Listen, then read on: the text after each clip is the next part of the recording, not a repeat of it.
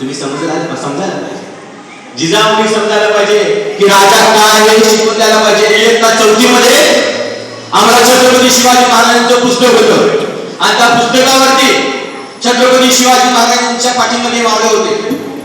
एवढंच सांगितलं जायचं की छत्रपती शिवाजी महाराज मुसलमानशी भिडले, हे राज्य मुसलमानांच्या कैदेत होतं. पण नाही, फक्त शिवाजी महाराज आणि मुसलमान इथे इतिहास संपत नाही मित्रांनो.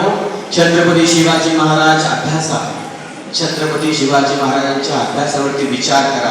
तुम्हाला कळून येईल की छत्रपती शिवाजी महाराज हे खरोखरच विद्वान पुरुष होते, खूप अभ्यासू पुरुष होते. त्यांच्या गडकोटावरती गेल्यानंतर तुम्ही निरीक्षण करा, एवढ्या उंचीवरती तुम्हाला पाणी कुठून भेटते.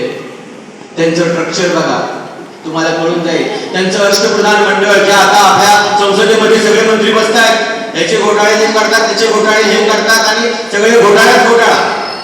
छत्रपती शिवाजी महाराजांनी बहुजन समाजामधले लोक बसवले आपल्या मंत्रिमंडळामध्ये. कुठलाही आपला भाऊबंद, कुठलाही भोसले नव्हता, कुणबी होता, नाभी होता, नाईक होता, ब्राह्मण होता, मराठा होता, भंगी होता, सगळे आपल्याच लोकांना बसवलेले आहे आपल्या मित्रमंडळींना. असा एक मी या जगाच्या पाठीवरचा राजा आहे जो बहुजन समाजाला त्यांच्या कर्तृत्वाने त्यांनी आपल्या जवळ घेतलं.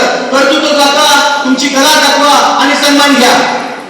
नाहीतर माझे पाहुणे आहेत, 4 मी करतो, एकाला मुख्यमंत्री करतो, एकाला अर्थमंत्री करून टाकतो. असं महाराजांनी केलं असतं तर स्वराज्याचे 3 घरं वाजले असते. म्हणून ते छत्रपती शिवाजी महाराज आहेत. पुढच्या कार्यक्रमाला सुरुवात करूया.